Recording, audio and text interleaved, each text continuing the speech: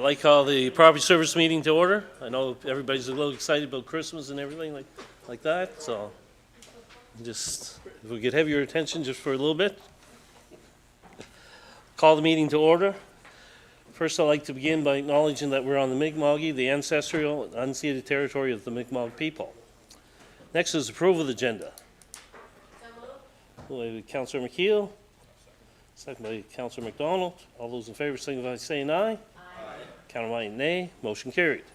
Next is emergency resolutions. Is there any emergency resolutions? Councillor one? Yep. What is it? Street lights, yes. Yep. Yeah, I thought I sent the email to Sue Ann last week, but I didn't hit send. So I had a streetlight request for 5065 Little Arbor Road, and I was wondering if I could have that to the agenda tonight. Is that agreed? Agreed? Okay. We'll add that down to, we'll go 8B. Or no, sorry. 7A.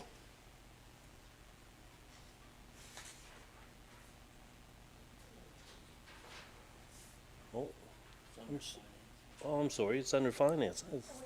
Yeah. Yeah.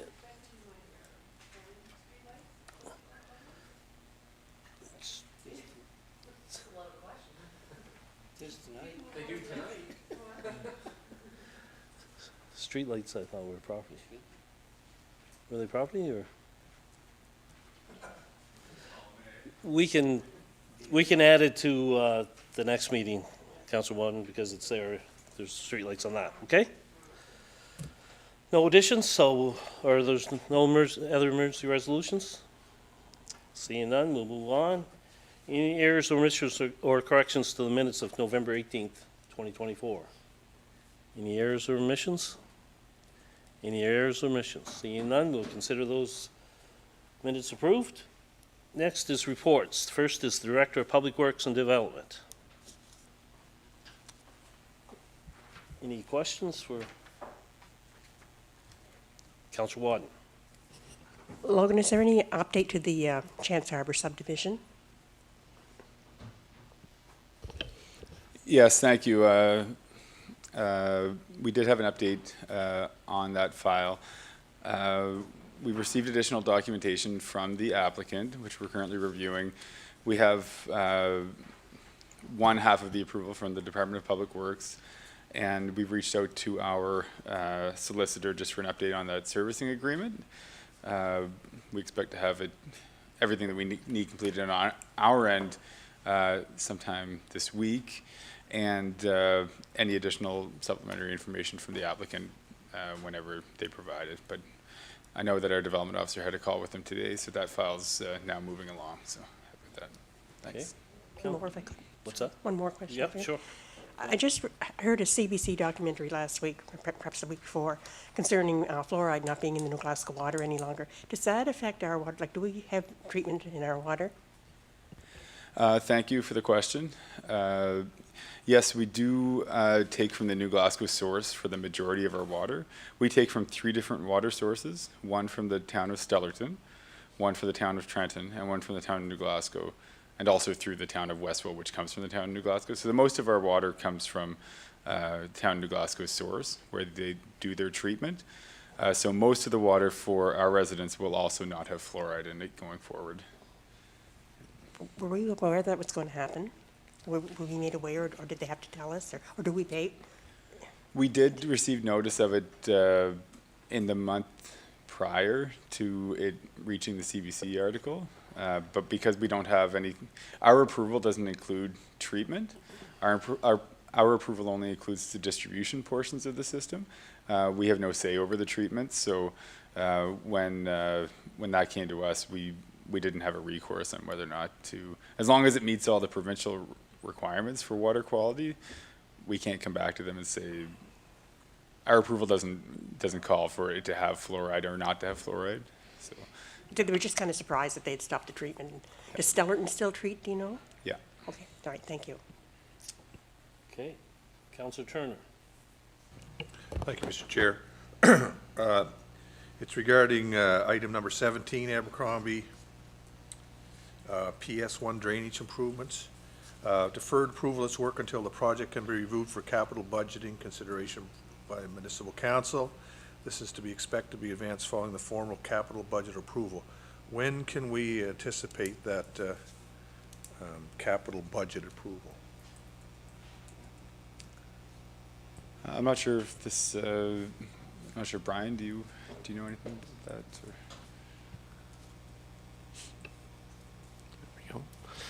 Or? We'll probably do it shortly. We had ranked all the items, but we didn't put the final financing plan together. We Early were in the- waiting on some costs, and Early in the new year? yeah, I would say, yeah. Okay. And a second question, if I may. Can you expand a little bit on what your meeting was with Bearhead Energy? Certainly, thank you for the question. So Bearhead Energy has been keeping us, myself and our development officer, in the loop on their plans, just so that they know what they need to do once they get to the point of making their own application. They're going through the environmental assessment process with the province right now, so they've made no formal application to us. They've just kept us in the loop so that they have a certain level of certainty, I guess, when they come for their own approvals eventually with us, but we haven't received any formal applications from them. Okay, Warden Parker. Thank you, Mr. Chair. I've got a question, but I just want to follow up on Councillor Turner's question. So there's two sides to that over there. It's not just Bearhead. There's also the ones, I think they met with us once here, Green Nova Scotia First or something similar to that, I think. So probably in the end that we're going to hear loud and clear from both sides. It's to do with that green hydrogen, not where the power's being shipped out, but I think we just have to, they have to meet our standards, our bylaw and everything, but we're certainly going to hear from the other side as well. But I wanted to ask a question on number 6, I think it is Green Hill State Subdivision. So it sounds like that one's pretty well looked after, as well as the one in Mount William. Is that the case for both of them? Are they getting near the point where they can just go put up their money and go ahead and do their thing? Thanks for the question. The Mount William subdivision is farther along at this point. We're only waiting for outstanding items on that one from, we actually got the provincial department comments today, so now we're only awaiting some final documentation from the applicant. So that's the Mount William one. Yes. That's farther along. The Green Hill Estates one, we had also been waiting on some additional information from their team and correspondence between their solicitor and our solicitor. So, and then we're going to hear back on the servicing agreement from our solicitors. We've requested an update on that as well, and we expect to get that this week as well. Because we hear sometimes it's because of our lawyer, the slowness of getting things done, that's what's holding these projects up. I don't know if that's the case or not, but it's used different times as the reason or the criticism of this council is because it takes too long to get things done. So is the Green Hill one getting to a point of getting done, or is it still being held up? Yeah, it's getting to a point of being done, and I think the onus is really on their solicitor, based on our last correspondence, to reach out to ours. But we have requested an update as of Friday from our solicitor as well. So I think there's some mutual responsibility there. How many homes does that one involve? I know it's mentioned 20-some in the Mount William one, I think. But. Yeah, well, the first stage of the Mount William one is only 8. There's a second phase that they anticipate to come out with as well. The Green Hill one, I'm sorry, is only looking at 7 plus those that have already been subdivided. And then in theory, they've got additional phases moving up the hill as well that they would look to advance after that. Okay, thank you. Deputy Warden. Item number 22, the lines broke West Pictou School. I got a call from the people involved today just wanting an update. Can you give us an update on what's going on there? And I mean, Brian, you can correct me if I'm wrong, but I think the ball is in the province's court at this point. They've done their tendering and it should come here for review as well. So I think that's sort of where it's at this point. Yeah, the school board will be advancing it. They did get back to me, so we'll advance. Yeah, it's the school board, not Yeah, yeah, so they're good to proceed. He didn't give me a time frame on that, but they are good to go. Could we rush that up a little bit because of the time of year? I think, the intention, I think, is that they are gonna do it Thank you. soon. Okay, Councillor Williams. Yeah, I was just wondering, is there anything on the McDonald Road off the McKay Road out there in line to see yet? What's, Thanks for the question. The survey's still out, so we have received additional information from different residents.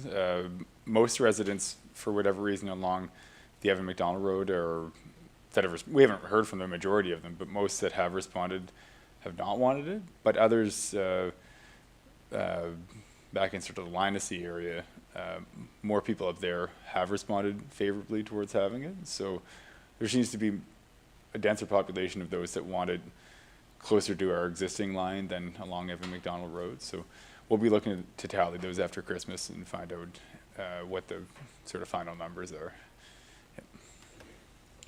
Okay, Councillor McDonald. On that Bear Head Energy and Sugar Maple Weaver Mountain projects, is there any more public hearings on that, or is there? Yeah, so there wouldn't be any public hearings yet from our standpoint because we haven't received the applications yet. But anything that they're doing would be part of their process with the province with regards to their environmental assessment. But when they come to provide us with information, we'll be looking for records of their community consultation as well. So there will be more coming to the public as those advance, if they advance. Right now, we're just waiting to hear more from their prospective applicants, but nothing formal has come yet. Okay, just to follow up on that, is there any adjustments to our bylaws or whatever needed for a wind turbine that big? in there?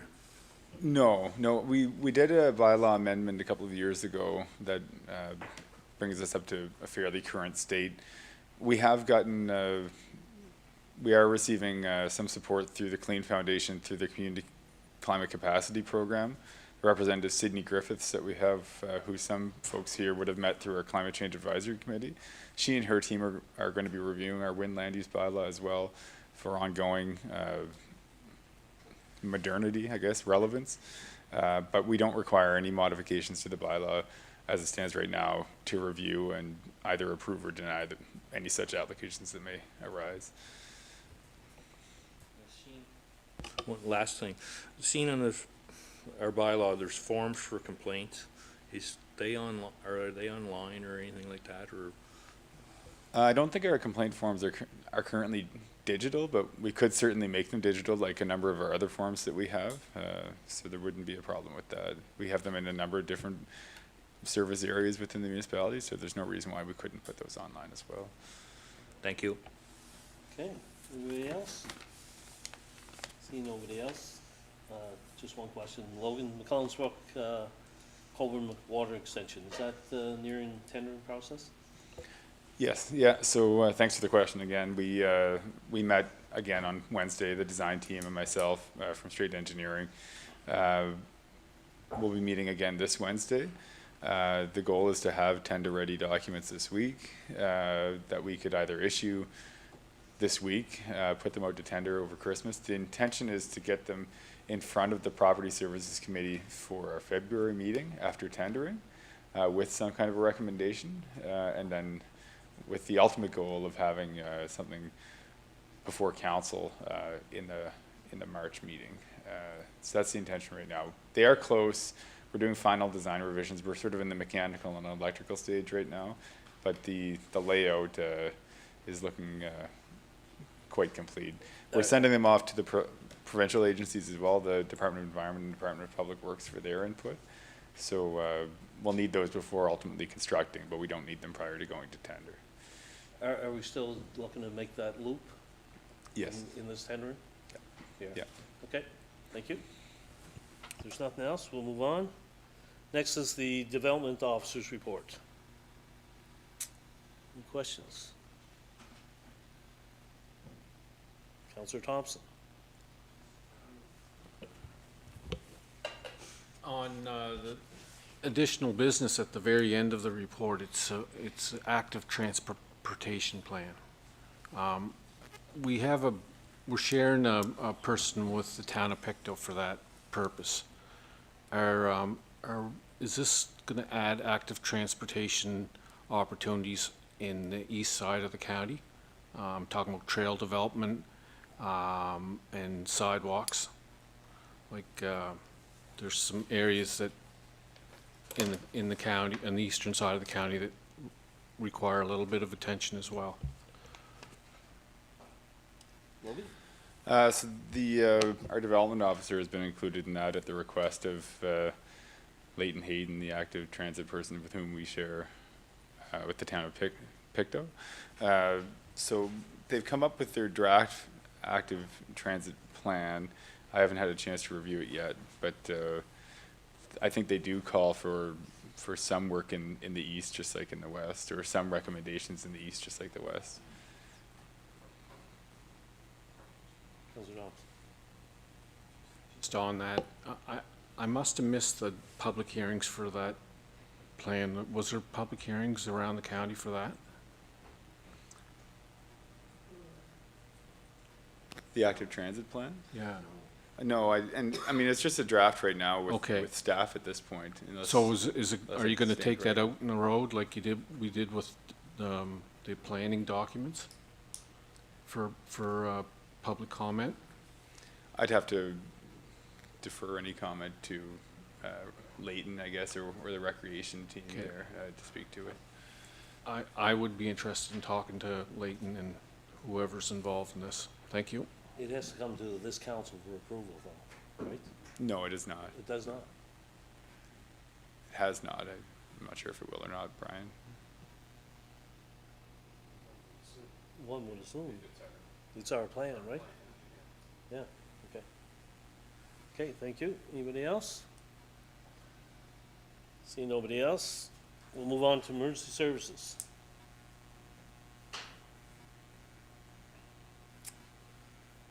Seeing no questions, we'll move on to the fire inspector's report.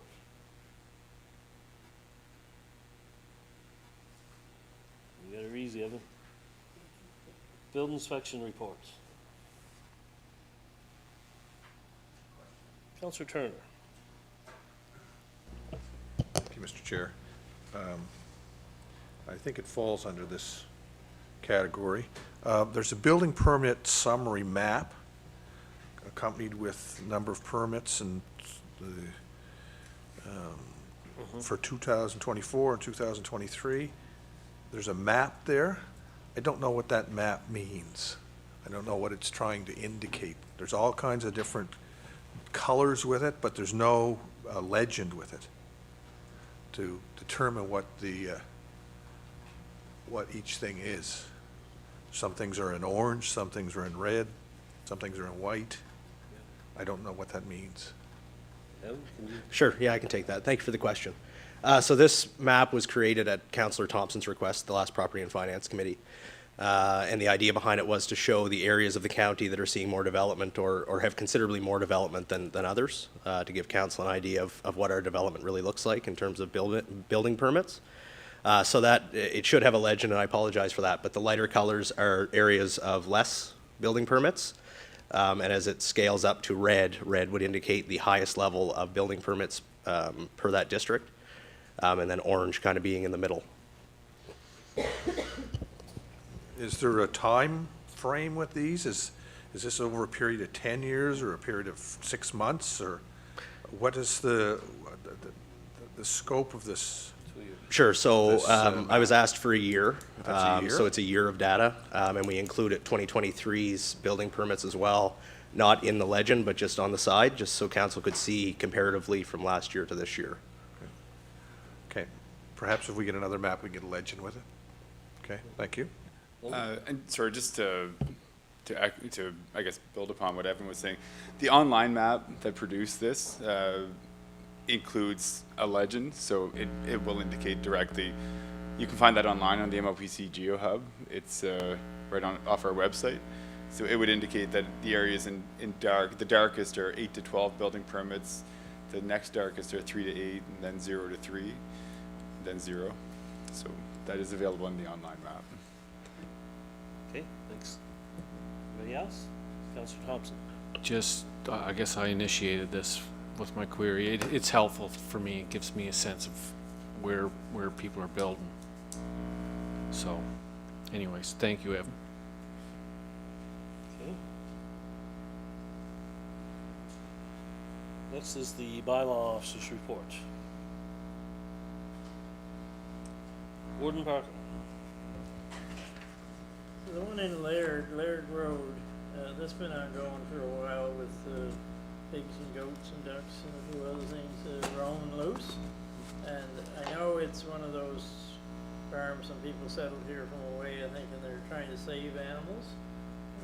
And what it becomes in a way, and I don't know about this one, but, you know, it becomes a place to drop your animal when you no longer want it. So I think perhaps some of our staff were talking to those people. Has there been any sort of resolution to get them to realize they have to build fences? And if you're way up in the woods, sometimes I think you feel you don't really need a fence. You're a long ways away from everybody. But animals tend to go a long ways too. I'm just wondering if we're getting anywhere with that. Sure, I'd be happy to take that question. So I did meet with the owners of that property last week. We ended up seizing one pig that was off their property that day, which prompted the meeting. So they came in and met. We explained to them the bylaw and really what we were looking for. They left the meeting with a good understanding of what our requirements are in terms of fencing and keeping your animals on their property. So essentially what I told them, because we're solution-based, is that I would give them a few weeks to get fencing up and get their animals back on their property. And that any complaints I get within that time period, I would call them directly, which I have done. I've received one complaint since then. I did call them and they went and collected the pig. So they have 3 weeks from last week, so they have until the new year to sort out what they're doing in terms of fencing and keeping these animals on their property. And if that's not completed, then we'll go back to trapping the loose animals that are off the property. Because it's a good thing they're doing, it's just that they don't seem to realize almost that they're doing harm. No, and I think to that point, the meeting that I had, they had indicated that they had done a CBC article to talk a little bit about what they were doing and what they were set up to do, and in hopes to get some support, some funding and things like that from the community. And what ended up happening was people viewed them as a spot to go and bring animals they didn't want, sheeps and goats, and they just started dropping them off in the yard. Pigs are included in that. So it's definitely exacerbated for them, but they do understand that they need to keep these animals on the property, and we are working with them for a solution. Okay, I'm glad we're working with them and hopefully we can come up with something. Okay, anybody else? Seeing none, we'll move on to number 8, deferred business. The renaming of a former island in District 1. Ryan, do you have anything on that? We've had no response from Pictou Landing No response? as of this time. Warden Parker? How long a time are we talking about? A week, 2 weeks, a month? Yeah, I knew it would, yeah.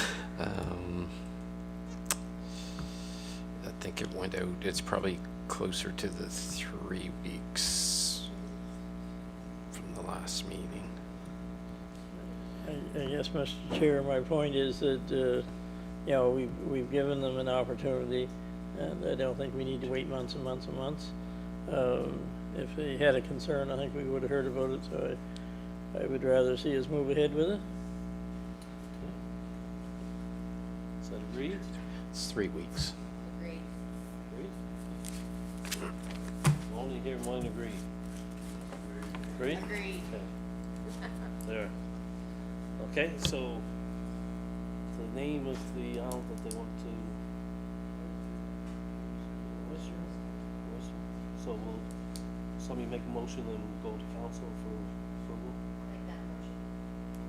The name of the island. It's moved, is there a seconder? Second, Councilor McDonald. All those in favor, signify by saying aye. Count my nay, motion carried. Is there any motions of reconsideration? Seeing none. Before I call for adjournment, I want to wish everybody and their families Merry Christmas and Happy New Year. All the best. Meeting adjourned. Same to you. All right, everyone, I'll call the Financial Services meeting to order. I'd like to begin by acknowledging that we're in Mi'kma'ki, the ancestral and unceded territory of the Mi'kma'ki people. First, I'll call for the approval of the agenda. Moved by Councillor Boyles. Seconded by Councillor Bailey. All those in favor signify by saying aye. Contramanded nay. Motion carried. Any emergency resolutions this evening? Go ahead, Councillor Bailey. Thank you, Madam Chair. I would like to put on an emergency funding request for the New Year's levy that's being held in, at the Fire Hall in River John for January the 1st.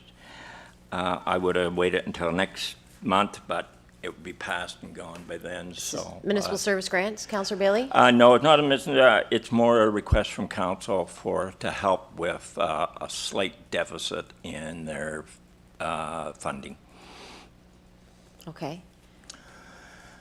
I don't know, we looked at it before from a sponsorship, but that didn't go quite the way that we hoped that it would, but what it is, and I'll try to make it as short as possible, they sent in a request to the Grants Committee for $5,000 for funding towards the stuff that is being planned for January the 1st. That was turned down, and to be all fairness, I probably, if I was on the committee, I probably would have voted against it too at the time, because they were just getting up and getting going, and they really was kind of wishing in the, maybe wishing for things that wasn't going to happen. But upon that, then it was suggested that they go to a municipal service grant. Yesterday, I couldn't get an understanding as to what happened there. They were going to request it through the Action Society, whether the request didn't go in or the Action Society forgot about it, but I was talking to Brian on doing it. It wasn't brought up at the last ratepayers meeting. So they went out, and off the 5,000, they have raised 4 of it. So they're short $1,000 right now. At the meeting yesterday, the board, along with myself, have agreed to put $100 each donation of our own. So that leaves us short $500, and that was going to be my request tonight. Okay. So we'll ask for, is there agreement to put this on the agenda? Agreed? Okay. So we'll move that. We will make that H. 9H.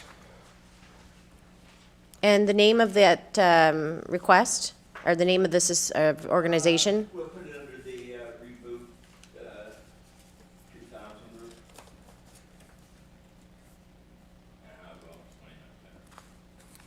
Okay, perfect. All right, any other emergency resolutions? Go ahead, Councillor Wadden. I just want to make sure that street light get on this agenda. Yes, absolutely. So we'll put that, let me see here. We have one at B. Can we put it, we'll include that with a 9B. How does that sound? And where is that street light?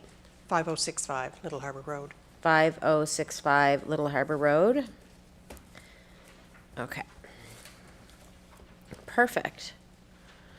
All right, seeing no other emergency resolutions, we'll move along. Any errors, omissions, corrections to the minutes of November 18th, 2024? Any errors, omissions, corrections to the minutes of October 18th, 2024? Seeing none, we'll consider those minutes approved. In-camera minutes from November 18th. I don't have to do those? Oh, yes. Package deal. Okay. Boom, done. Okay. We've had correspondence this month. We've had two. One, a thank you from Middle River Birch Hill Cemetery for municipal service grant, and a letter from Jay Van Volpen regarding municipal elections. Go ahead, Warden Parker. Thank you, Madam Chair. Just wanted to comment on the Van Volpen, Ms. Van Volpen's letter, because I guess it was in my head that we should review this past election that we just went through in October at some time in the near future before we forget too much about it, I guess is my feeling. She's expressing her opinion, and I know as going door to door for my brother or some, there's some other disagreements with the way we do things, and I just feel we should talk it out anyway, because the next time comes along 4 years later, you've forgotten all the things that people mentioned to you, you know, when you were going door to door, or what you thought was working or wasn't working, or anybody that had complaints. Now's the time to sort of get them down, and so I think her letter should be included when we have that session. Okay. Perhaps when I meet with the Deputy Warden CAO the next week or two, we can see if we can find a time to have that early in the new year. Okay. If people would like to have it, I just see it as if we don't review what we did, then we're not going to do any better come the next time. Okay. Are you done, Warden? Turn mine. Okay, so sorry. I didn't know you were done. Okay, Councillor Parker. You turn on your mic, please. Thank you, Madam Oh. Chair. Covered up. Yeah, it's fine. Go ahead. I think it's a great idea to explore the election, what was good about it, not good about it. A lot of people at the door do not like, especially seniors, want to vote the old-fashioned way with the X. That's the biggest issue I heard. I've never had any trouble going door to door. People like when you come door to door in the most part. Not everybody's home, but you get 3/4 maybe. But yeah, I'd say the biggest issue was seniors that wanted to vote the old way, and they thought they go to the wellness center, and I said, no, they just explain you how they help you vote, but that's an issue I think should be discussed. Thank Okay, you. thank you. Okay, seeing them, we'll move along. These are reports not requiring a motion. First, we have the communications report for the month of November. Questions or comments on the communications report?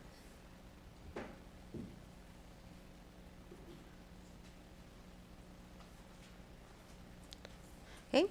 Oh, go ahead, Adam. I was Sorry. going to say, if anybody has any Christmas greetings they haven't gotten in to me yet for posting on social media, just they can get that to me this week. That'd be great. Great.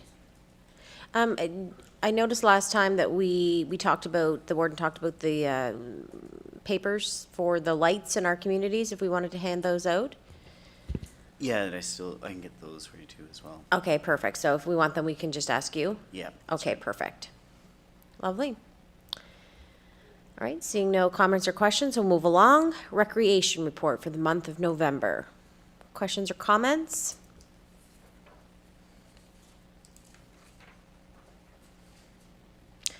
Seeing no questions or comments, we'll move along to the warden's report, again, for the month of November.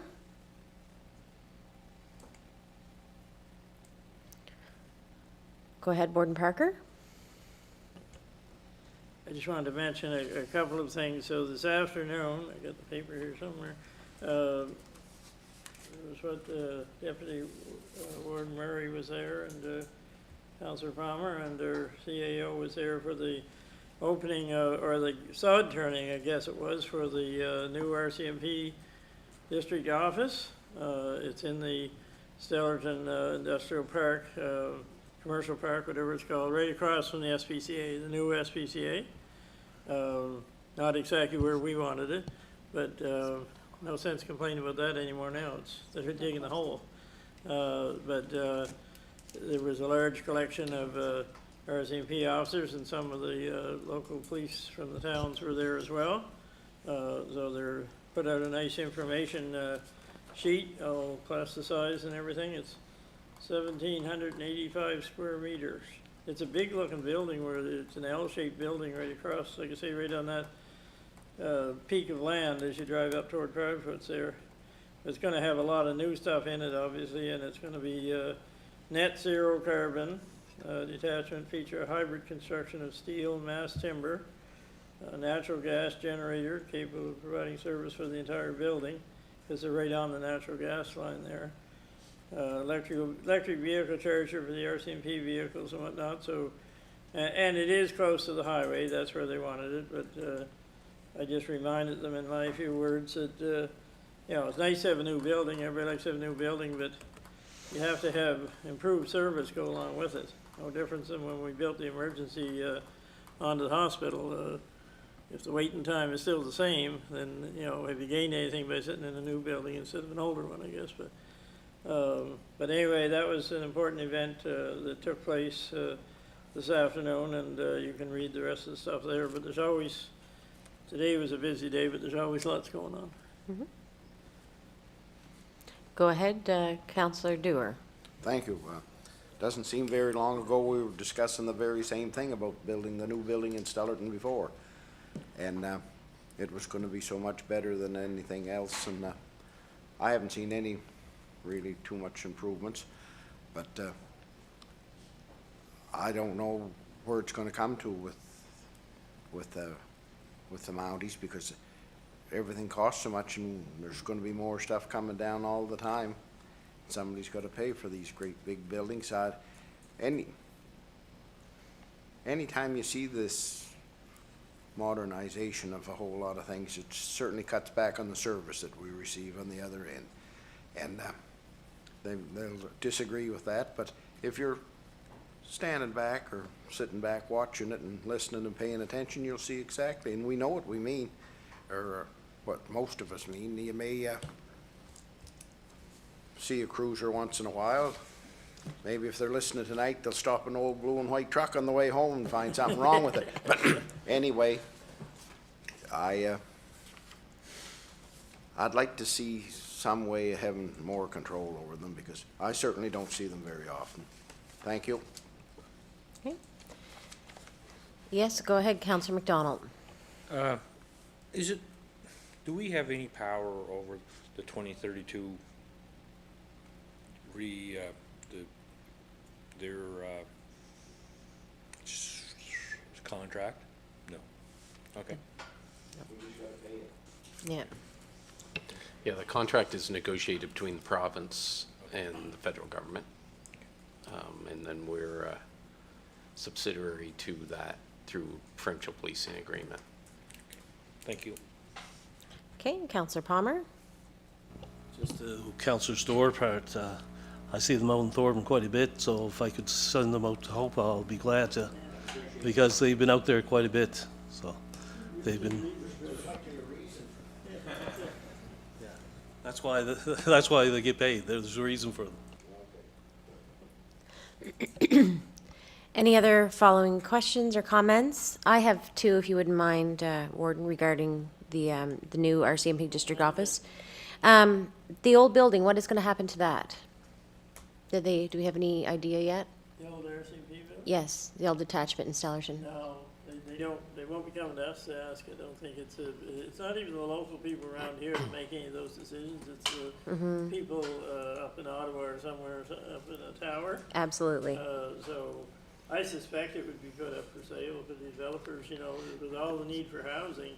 The old one, and I mentioned that today when I was there, the previous one to the one we have now sat on the Westville Road, and its apartments now, I believe, right very close to the veterinary clinic, only entered from the Westville Road instead of the Stellarton Road. That's where it was up to 1976, I think, when they built one in Stellarton.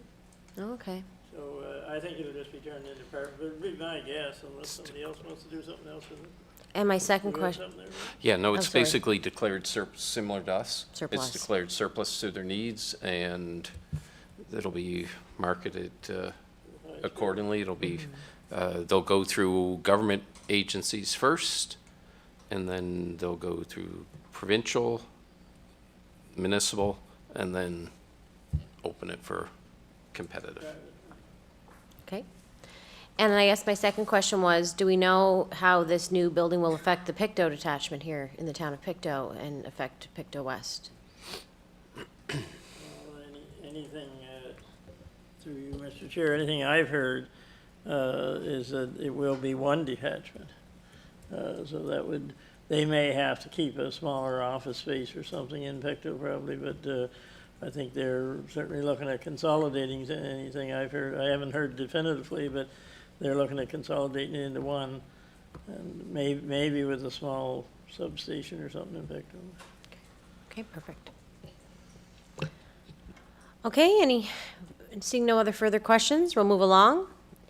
We have the tax receivable report for the month of November. Caught up here.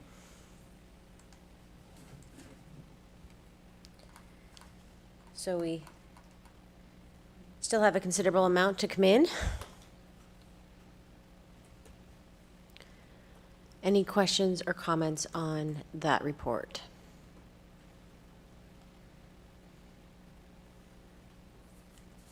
Okay, seeing none, we'll move along to the deed transfer tax report. As you see, we had another busy month in sales here in Pictou County. Pretty much double of what it was this time last year. So we are, with 4 months left, we are getting close to beating last year's amount. Go ahead. So the figure that you would see there for the county is basically what the trust budgets pretty much for the whole year from everyone. Mm-hmm. So we're around 830 to 850 a year. So the trust as a whole is over budget, or better than budget. Okay. Estimates. Any other comments or questions on the deed transfer tax report? Okay, seeing none, we'll move along to 8, reports requiring a motion. We'll have the accounts paid. It's for the month of November. I have a motion, please. Okay, it's been moved by Councillor Turner, seconded by Councillor Dewar. Yes, go ahead, Councillor Turner. Thank you, Madam Chair. In terms of invoice descriptions, they're very vague and somewhere are there's no information whatsoever on some of these invoices. Particularly the ones that I'm looking at are the ones for the internet bill. We're paying $135,740 to Data Duck Networks, and all it says is invoice number 0104. Paying $1 million to BRZ Wire. It just says invoice 0078. There's no description whatsoever. So I don't know how we can. We just have to put blind trust in approving these because we don't know what they are. So I think that's something that has to be looked at. Okay. Thank you. Thank you. Councillor Wadden. I just do that. I did make that request last month because I had the same problem with it. I don't know what the invoices are for, and it's very difficult to blindly support. And you want to support it, but it is difficult with all that money passing hands. Thank you. Okay, thank you. So maybe we can ask to have a little more clarification next month with our, on these, instead of, I understand that to somebody in the department that makes perfect sense of what they are and what the invoices are, but to us, we don't get to see the invoices, so if we could have a bit more description, that'd be great. Okay, any other comments or questions? So is that going to be done, or do we have? I haven't had an answer on that. Is that will be done? We'll drill that down further. Yeah, thank you. Okay, seeing no further, oh, go ahead, Councillor Thompson. Just on that, like, are we gonna pass these here tonight if we, do we, without even knowing what the expenses are? Like, this has been going on for a while. Like, I don't know what any of this stuff is, and you're asking us to approve it here tonight. There's like, one company got $1.2 million. Maybe we can provide And some that was just in clarification. 1 month. I don't know if they got it in the second month. I don't even know what it was for, so. Maybe it'd be helpful if we had a little clarification on those this evening, and then maybe next month, moving forward, we could have that more detail. So, let's see here.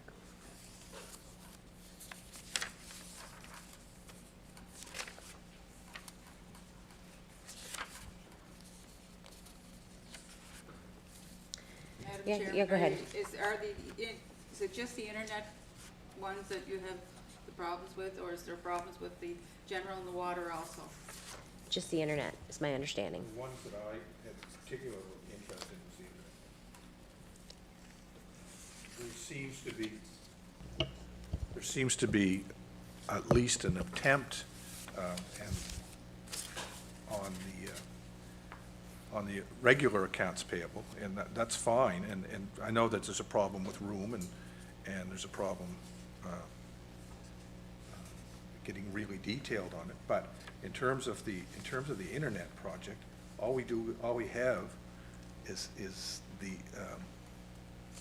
invoice number in so many of these instances, and it's very difficult to say, we approve this, and we don't know what it is.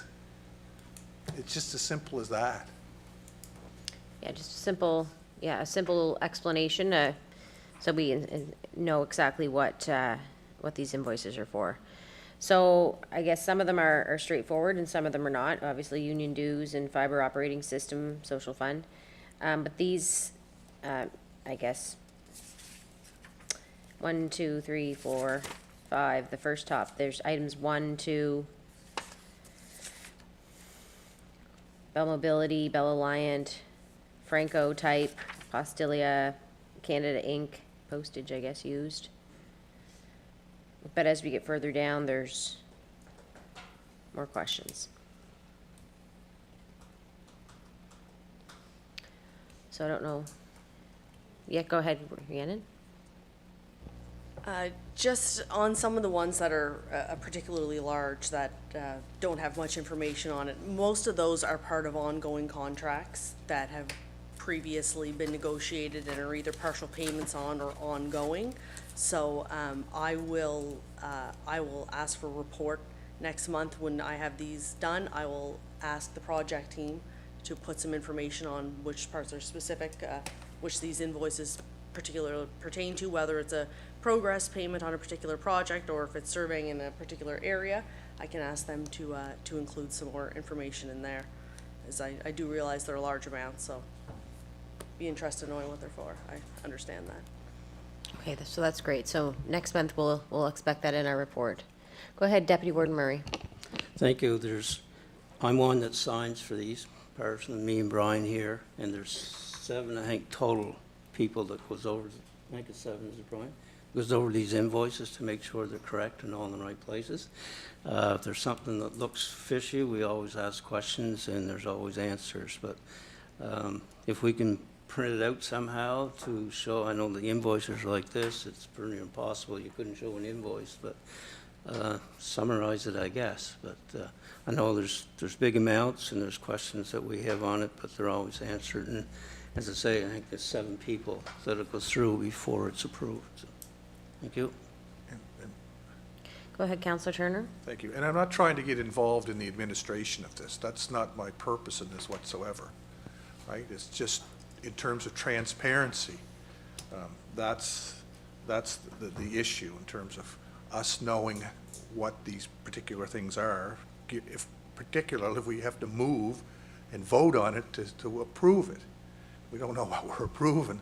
It's very difficult to approve it. So that's my purpose. It's not to meddle in the administration of it.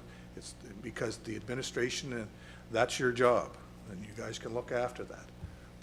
But the purpose of the council here is to approve these.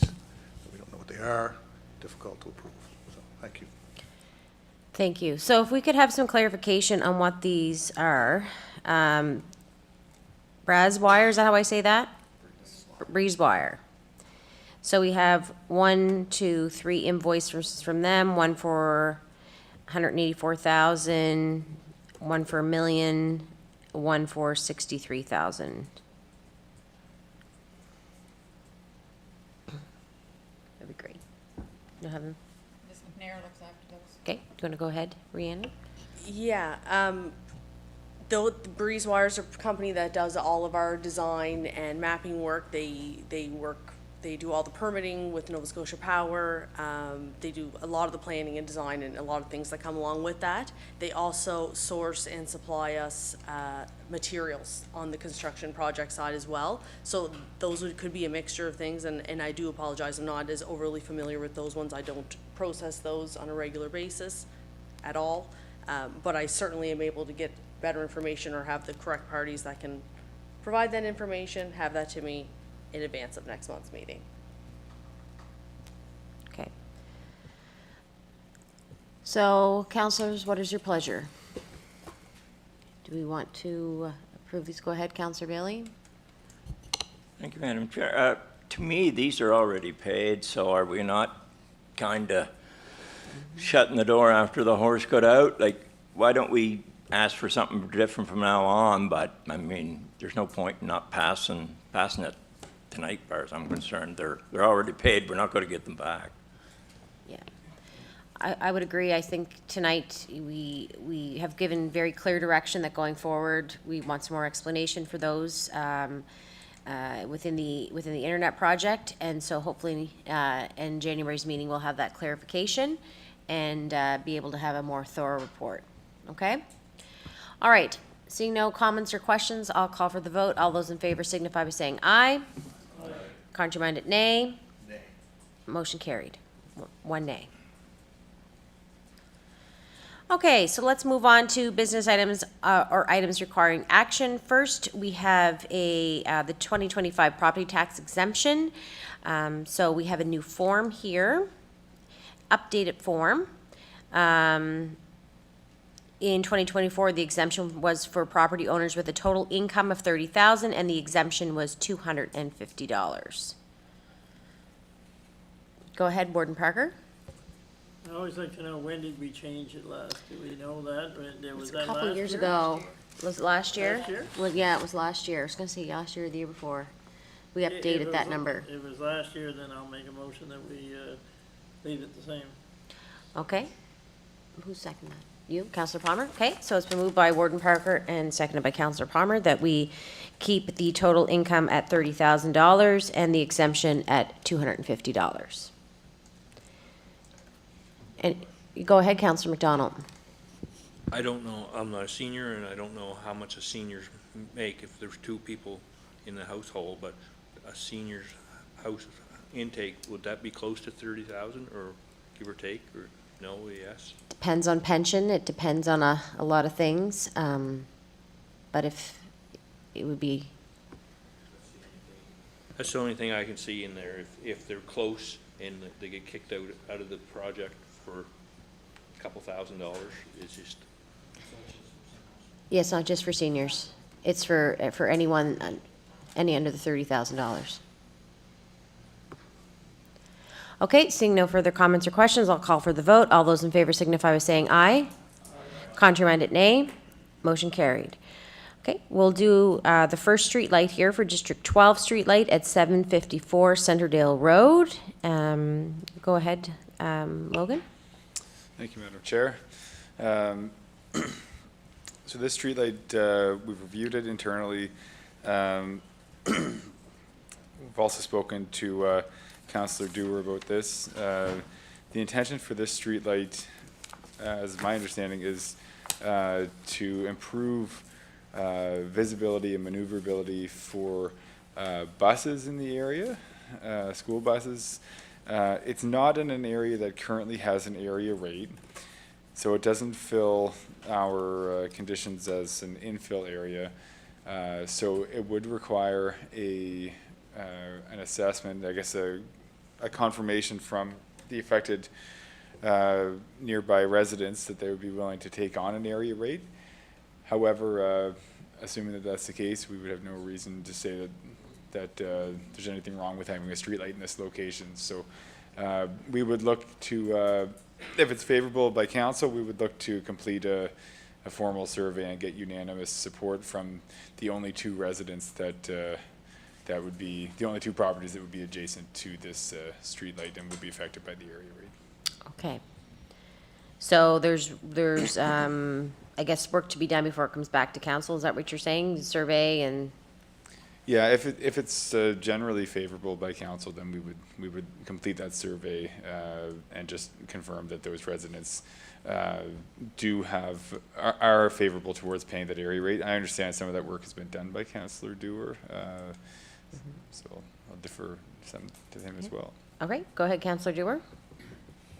I'll get a hold of the other resident. I spoke to one of them today when I found out about it, and he was all for it. There was no problem at all. It's $49 a year, I guess. It'll be on his taxes. But the thing is, it's at the end of the Grants Lake, and they used to just plow to the next driveway where it was a scout camp, and there's no decent place to turn, and there's buses up there. There's 2 buses up there. But anyway, and that's as far as the plow will go most of the time. So people get up in there, and then the road's not plowed. It's seasonal at times. I guess it was mostly seasonal last year after the big storm, because there's nobody lives on there from there through to the Elgin Road, so it would have cost thousands to open her up with a dozer.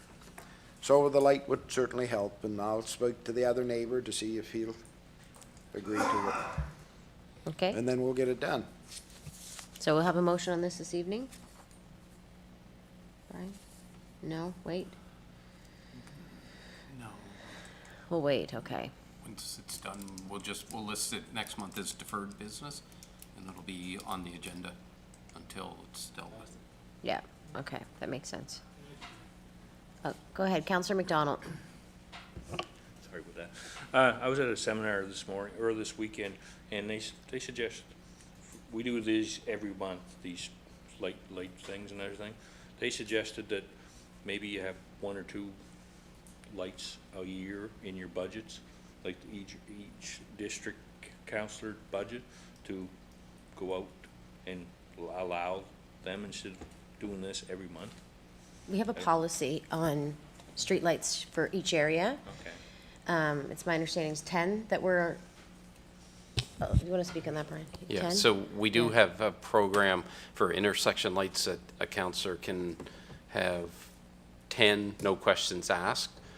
After 10, it basically goes through a safety review that staff would then come back and say, yes, we think it's warranted, and council authorizes it.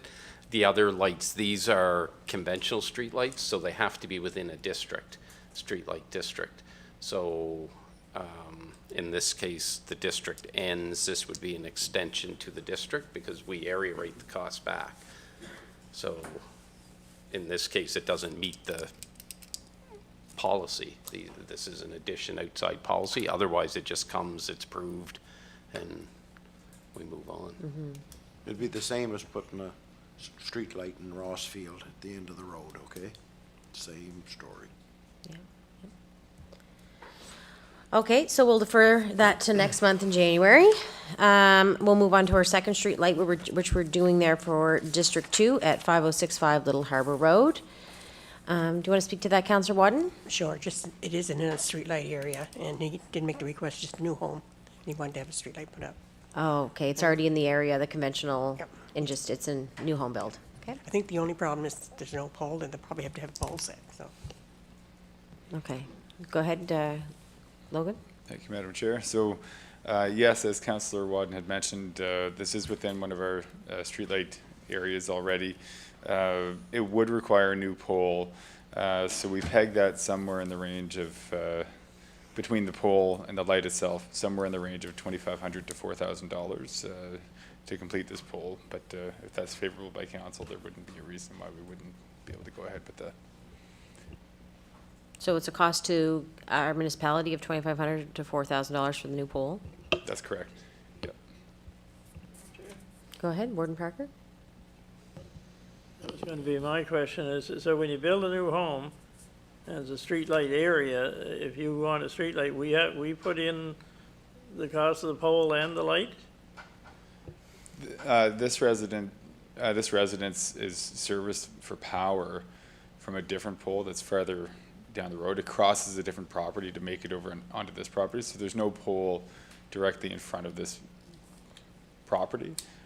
There's no policy that we put it on the nearest pole or anything, sort of, it seems quite an expense to say you build a new house and there's no pole there, so we're gonna put a pole in? Yeah, I think the direct request for this one was to put it right adjacent to the property. There is one on a pole just farther up, 150 meters or so, I think, maybe less than that, towards town, I guess, which is the last pole before it dives into the other property. Yeah, go ahead, Councillor. It is quite a stretch, though, from the nearest light to his driveway. It's very dark along that stretch, so that's why he requested the light. I'm just wondering about the general policy that we have in terms of if somebody in the future, not talking about this one, builds a house and it's in a streetlight area, then we move in with a pole and a light. Is that the standard practice? Yeah. Oh, sorry, Brian. Yeah, no, as long as Yeah. it's every second pole, that's the practice. We could have a light asked for next month that doesn't have the duplex wire run to it, so then we have to run the wire. So there's a bunch of variables in it. It is an area rate, and we look at the area rate, and if the area rate's not funding it, then the rates change to cover the cost.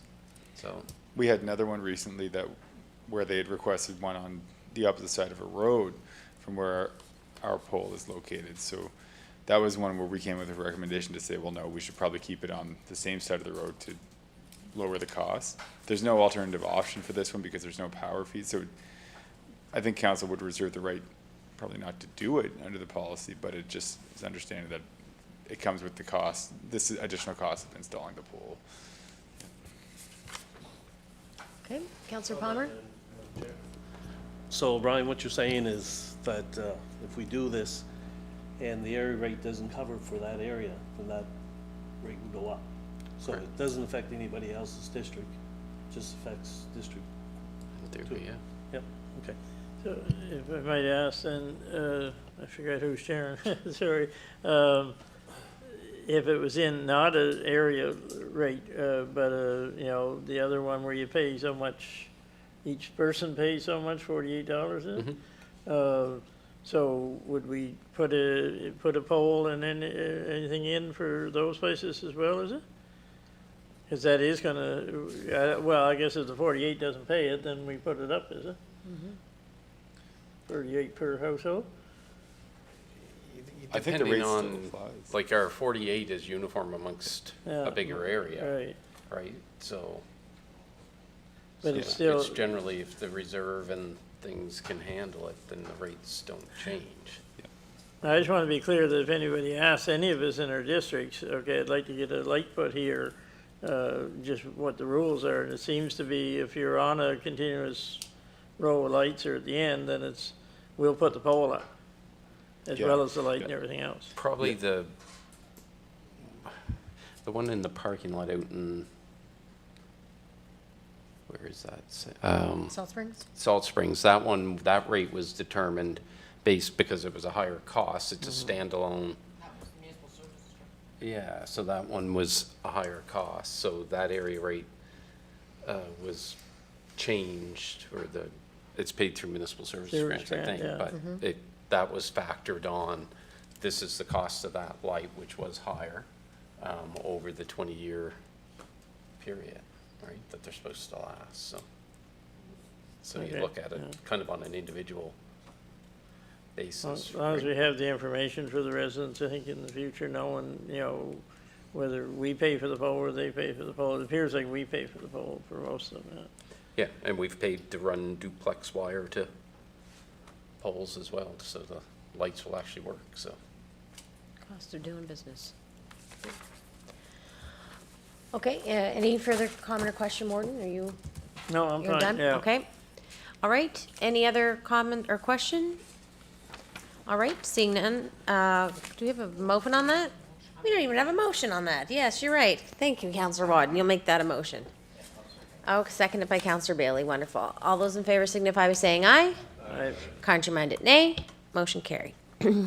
Okay, next we have municipal service grant at the Eureka Fire Department for $3,000 for ongoing projects at the fire hall. Moved by Councillor Dewar.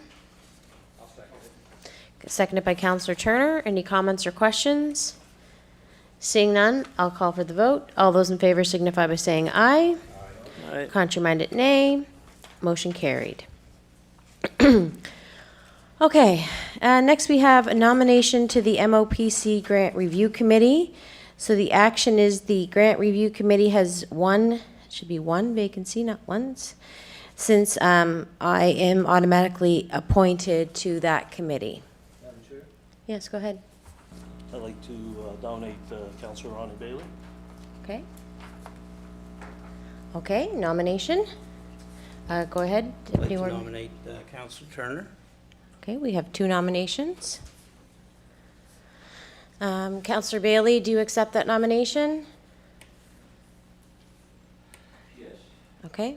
Councillor Turner, do you accept that nomination? Okay. So is there any other nominations? Is there any other nominations? Okay. So we do this by ballot? Okay. We forgot the paper.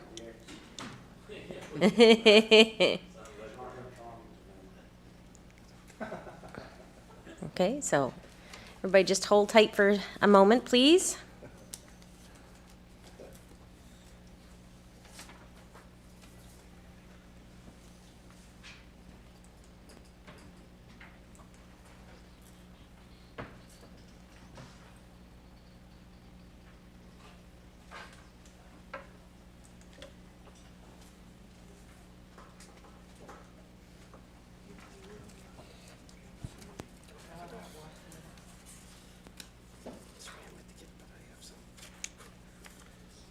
Want some help?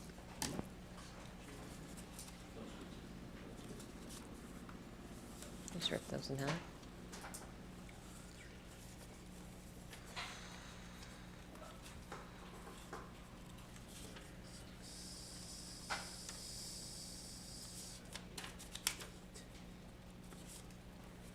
You got her.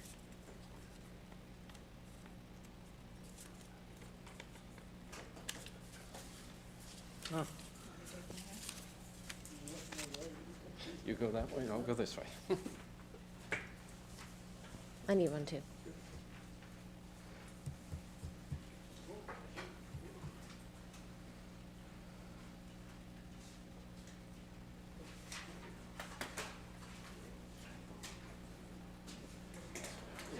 I never got one. Perfect. Thank you all.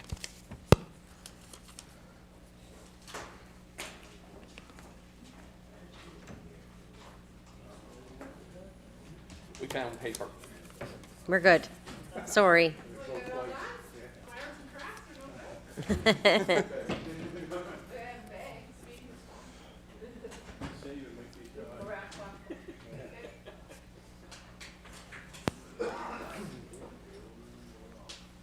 Thank you, Sue Ann. Well.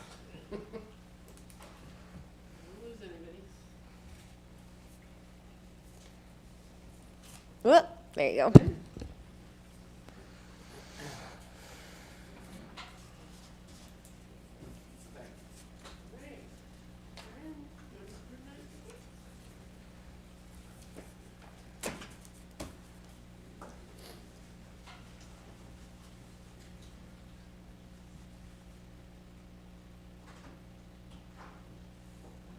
Super nice guy.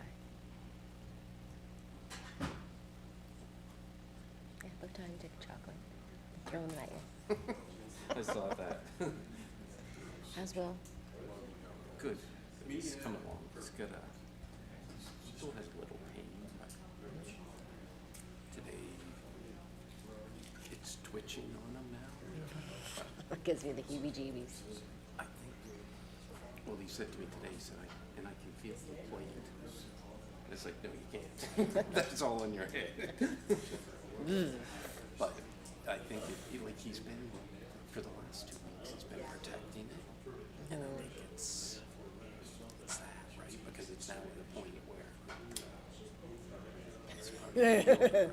Yeah. But it looks good, like we changed this dressing on the weekend. Surgeon did a really nice job on it. Really? I mean, you still have a scar, because, Yeah. but Yeah. it's healing well, it has no, like, discharge from it, like, it's a nice clean. So will it heal, like he'll have no impairment? Yeah, it's wonderful. Yeah, no, it'll, yeah, yeah. Oh, Yeah, no, that's all this, it'll heal on its own, grow, that's it. yes, go right ahead. The nomination goes to Councillor Turner. Okay, congratulations, Council. Thank you. Okay, we need a motion to destroy the ballots. Moved and seconded. All those in favor signify by saying aye. Contrary-minded, nay. Motion carried. Okay, next we have nominations to Anti-Litter Awareness Ad Hoc Committee. As you know, this was brought forward by the warden in our last, at our last council meeting. In our last council, in a meeting in the fall. Commas are important. So we have some nominations here tonight. Monica Rivers and Larry Tildesley. Hope I said that correct. There's only one there's 3 vacancies, right? But we have one more, and that will be re-advertised in the new year. So what is your pleasure, councillors?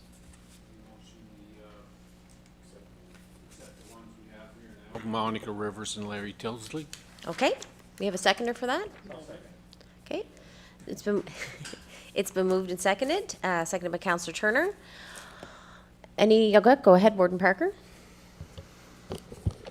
Thank you, Madam Chair. I just want to comment on the quality of the people that we have here. If any, you read through, what their background is and what they bring to the table. And I don't know Mr. Tidsley. I do know Monica Rivers quite well, and she very much wanted to be on this committee. And so having those 2 good ones, hopefully we can draw a 3rd one. I wondered after we advertised it, but I'd spoken to both of those 2, if some people saw it as perhaps, I'm going to go out and help clean the garbage up. I think it was quite clear, though, what it was about. And so I just wanted to say that if anybody knows anybody in their district, Larry's from Plymouth area and Monica's from the Abercrombie area.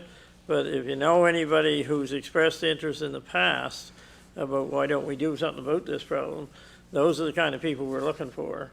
And Deborah Cyril from the landfill site in Mount William that works with Earl all the time, she's agreed to sort of be the staff person to work with this committee. And she's done a lot of work with Divert Nova Scotia and whatnot, so again has a pretty good knowledge of what's been done out there and what's possible and what maybe isn't possible. So again, just over the Christmas season and stuff, if you happen to think or know anybody in your area that might be interested, encourage them to, when is that going out again, Savannah, in January? When is that going out again, that ad for that one extra or one more person in January? And so if anybody is talking to somebody, please encourage somebody. It'd be nice to have the 3 if we could. Thank you, Madam Chair. Perfect. Councillor Boyles? Oh, sorry, I must admit that meeting, what is it about? What are they going to do? Just it's about all the littering and illegal dumping and everything that we're having within our municipality. So we as a council voted that night that we need to be proactive about it, and by creating a committee similar to what we did with the climate change, to be proactive and try to clean up our highways and roads and that sort of thing. Well, do you mean for them to go do it, or to No, around no. have, so would they have any kind of authority, like like being a special constable or something like that? No. I don't know how it's going to work, but good luck. I think education component, I think that's what it is. Yeah. Same as when I was in school, we were the first generation that I really pushed recycling, and that's what I always stuck with me, reduce I can remember back in grade 4 when everything was really hammered home to us, and I think it starts with education. Well, me and Don Butler were down on that one. They had in Halifax that time on it, and all the ones from out the dump were there and everything. And like, they were telling us, like, the biggest pollution of all was cigarette tobacco and stuff like that, right? So I don't know. It's they were trying since back there, but I hope it works and I hope we can do something. It's needed, that's right. Absolutely. Thank you. I think it is about ideas, Madam Chair. You know, whether it's signage, whether it's, you know, in one district, I forget, it might have been East Hampton, one Your county. mic on? Oh, sorry. Get over here. One county, you're not allowed to clean up around the exits coming off of the main highway, but they were able to get permission for a certain group of people, and they couldn't be smaller children, they had to be trained. It's a highway safety issue to help clean some of those ramps, because an awful lot of it ends up on the ramps. So there's other places where a lot of it ends up too, and it's about coming up with ideas that might help. You can't pick up behind people all the time. At some point, you have to try and change the ways of some people. You're not going to change them all, but the ways of some people, so that you have less to pick up rather than always just going behind people. Picking up isn't really a solution. It makes the place look better. But at some point, if you can't train people to do better, and that's the hope of this committee, would be it'll have counselors and these two individuals, maybe another on it, and Deborah Cyril, and what are some ideas? And then those ideas will come back to this council before they're implemented. Okay. All right, let's have the vote. All those in favor signify by saying aye. Aye. Contrary-minded, nay. Motion carried. All right, moving on to F, we have the EMBO PC Network Affordable Access Plan policy, and this is a policy about affordability. And this is being put forward tonight so that this can be adopted by council. Need a motion on the floor, please. Okay, thank you, Councillor Wadden. Have a seconder? I'll second. Seconded by Councillor Turner. I'll open the floor up to questions and comments. All right, seeing none, I'll call for the vote. All those in favor signify by saying aye. Aye. Contrary-minded, nay. Motion carried. Next, we have G, a letter of support for Clean Foundation. The MOPC Climate Change Awareness Committee is currently developing an action plan, and there's funding available to support its initiatives. Through a grant offered by FCM for Climate Ready Plans, Council is being asked if we will send a letter of support with the funding application. Okay, it's moved by Councillor Turner, seconded by Councillor Wadden. Anybody, any comments or questions on that support letter? All right, seeing none, I'll call for the vote. All those in favor signify by saying aye. Contrary-minded, nay. Motion carried. Next, we'll move on to our addition tonight from Councillor Bailey, the reboot of the 2000 group looking for funding. Go ahead, Councillor Bailey. Okay. I don't know if there's any more to be said onto it, other than that, I guess from my point is, I don't want to see this group, which will be all done again for another 25 years, which probably most of us won't have to worry about, but I don't want to see them end up in a deficit. So I don't know, I don't know whether we can do it through a sponsorship, through a donation, through a grant. All I'm asking council is to help them out. They've done a lot of work. I mean, to go out and raise $4,000 basically from the time that they got the letter from the county. They raised that within roughly 4 months, which is, you know, pretty unbelievable when you go out for that amount of money. And again, they're short. They were short the 1,000. Now they're short the 500. So I'll answer any questions that I can, but at this time, I'll make a motion that we somehow get them $500 as to help them with their activities for the New Year's levy. Thank you. Okay. All right, so the motion is for $500 for the reboot group. Okay? Yes, Counselor Thompson. Just on that, there's, and you, Debbie. this is a relatively new fund, through you, Madam Chair. Councillor Bailey wasn't here when we passed it's called a community connectivity event policy, and each district gets $1,500. It's gone, is it? already. It's all gone? Okay. Borrow from next year's. Yeah. Never mind, sorry. Yeah, no, I had mentioned that, I think, a couple meetings ago, yeah. Unfortunately. Counselor Dewar, same thing, okay? Go ahead, Warden Parker. I hate to play the part of the Grinch, but I don't think we should do this because I think we're setting a precedent here that's dangerous. When a group is short of money, small amounts of money, then it should, in my opinion, come out of either the municipal service grant or the grant that Councillor Thompson just referred to. That's how the rest of us have to do it. And different times the council grants ones when we're sitting around, as was this one, I think, was determined that it was better to be a municipal service grant. And if there's a shortage, I'm not sure, maybe all the money was spent by the previous councillor in both the municipal service grant and the community one that was referred to, but I don't think it's the right thing to do to be saying we're going to make up the shortfalls. Yeah, I don't know what they're doing with the money, but maybe they have to, like many of us, cut back a little and say, well, maybe this could be left out or that could be left out if something, if we don't have enough money and we can't come up with any more money. Was the municipal service grant all spent? No. So why couldn't, I think you mentioned something about timing or something. That seems to be where that money should be coming out of, just in my opinion. Go ahead, Counselor Bailey, rebuttal. Thank you, Madam Chair. And yeah, I guess I don't disagree with it. It should come out of a municipal service grant. But all the time before, when I was in council, I ensured that everybody in District 4 would get a notice of the ratepayers meeting. And with the library strike, I couldn't do it. Not the library. With the post office strike, I couldn't get it out. And I know other ones don't do it that way, but listen, we were talking about a precedent, Warden. That's what I did. I set a precedent for myself, and I didn't want to change. I didn't want to have somebody come to me and say, oh, I didn't know that you had a meeting.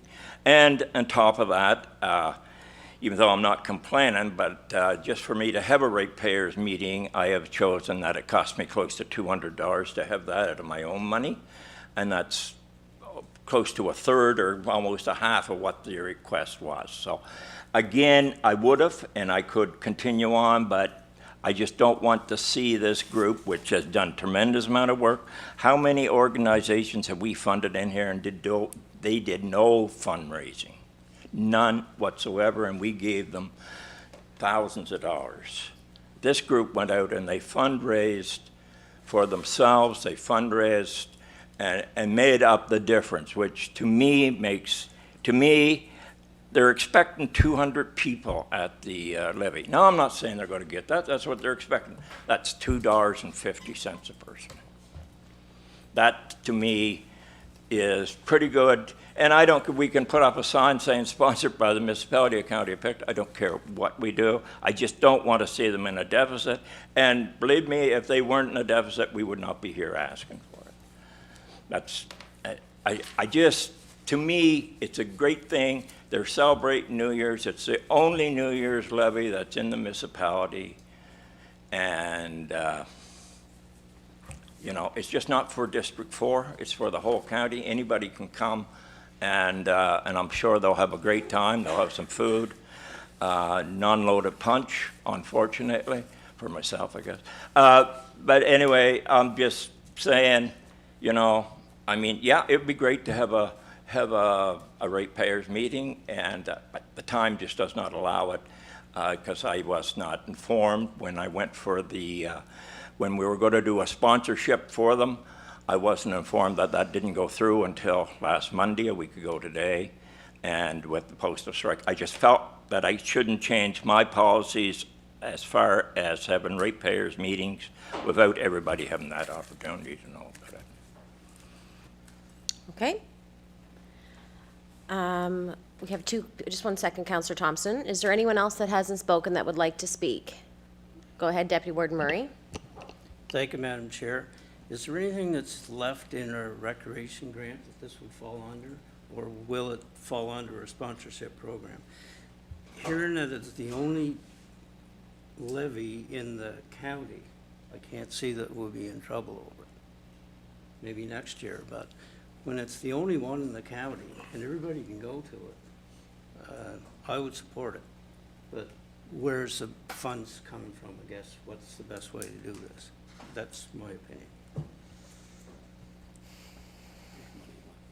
Yeah, with money, there is money left in the programs.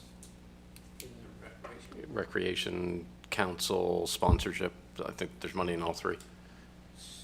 So just up to that, Madam Chair, is it would likely be better coming out of a sponsorship than recreation?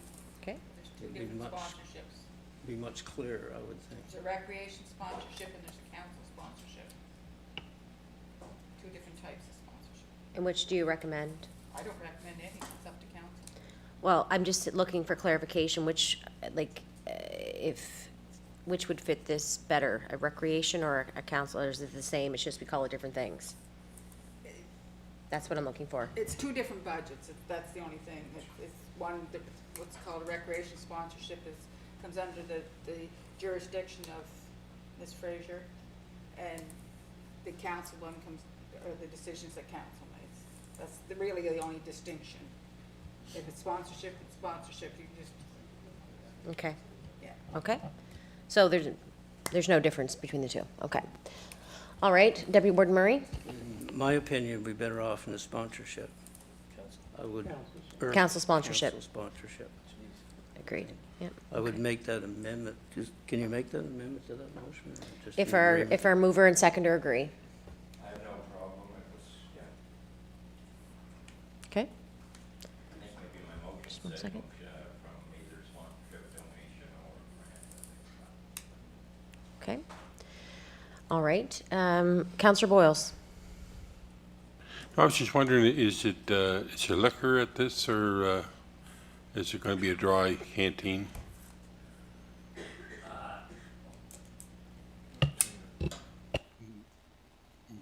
Yeah, on the, for the first 3 hours, from 1 to 4, there'll be no liquor, but the firemen are going to run a bar for the dance, but that's not going to be, it's under their license, so they will have the proceeds of the bar. And they gave a donation to the group, but they will have the proceeds. But no, there'll be no liquor up until 4 o'clock. So is like children go to it, the one right up to 4 o'clock, or? Pardon, what was Can that? children go to the one right up to 4 o'clock? Children are there right up to 4 o'clock. All right, we have two other, go ahead, Warden Parker. Did you want it, you're done? Okay. Counselor Thompson, did you want to finish this off? Yeah, I'm good with giving them the sponsorship money. I'm puzzled as to why it was turned down the first time, but anyway.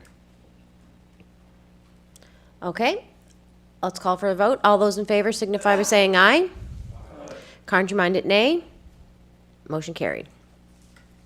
Okay, next we'll move on to deferred business. We have the Pictou Library funding. As you remember, a couple of weeks ago, we talked about the funding that was for operations and wanted to get an update on that, so. There is no update on that. The meeting was supposed to be held last week. Yeah, last week, and it was postponed till the new year because there's still some outstanding costs, but I think that's on the bigger project, on the capital side, not on the operating side. So it was deferred until that is tidied up. So we'll defer the deferred business until, In essence, we're, sorry, I had to somebody get is that in there. deferring it for us. Yes, yes, okay, perfect. All right, everyone, we'll move along to community announcements. Go ahead, Counselor Palmer. I think I mentioned this before, but I'll mention it again since this is our last meeting before the new year, New Year's Eve at Thornton Rink. We're having a family skate from 4 to 6 with hot chocolate and some other goodies. So everybody's welcome. Awesome. Awesome. Okay, Counselor Wadden? Just to let everyone know, we're having the community Christmas dinner again this year at St. George's Church in New Glasgow on Christmas Day from 12 to 2. If you know of anyone that would like a ticket, have them call me. The numbers are going up every day, but we have enough food to handle it all. So anyone in your area that needs a dinner or doesn't want to be alone, whatever the case may be, encourage them to come to the dinner. Thank you. Counselor Wadden, I commend you that you give, I'm not going to say give up Christmas Day every year in your family time, but you go and you serve other people and servitude to your community, and I think that's very admirable. So, absolutely, but you're there too. So, yeah. Okay, any other community announcements? Go ahead, Councillor Dewar. Thank you. First off, I want to wish everybody a Merry Christmas and all the best in the new year. We had our Christmas tree lighting in Hopewell the other night, or the first Sunday. Everything was a tremendous success, and you always hear me talking about the candy canes. If you're out for a drive and you still have half a cup of coffee and you want to go for a drive, come out to Hopewell and go up over Foxbrook and you'll see the candy canes. They're worth driving out to see. They look better this year than the year they went up brand new. They had them sandblasted, painted, and the new LED lights on them. We have 15 peppermint ones. That's the red ones. And we have one wintergreen one. I don't know how one of the candy canes got to be green with the red ribbon, but anyway, it made a lot of talk and it's nice, but they're certainly worth looking at. When you see the ones in town and then you go out to a little community like Hopewell and you see them out there, and everybody in this room was part of that because they always support the municipal service grants, and every time I'm looking for money to help them out. But anyway, thank you and all the best. Okay, thank you. Councillor Thompson. Just want to commend the folks out in Springville for their successful Hunter's Breakfast. Councillor Dewar saying, do you realize they served over 1,000 breakfasts this season?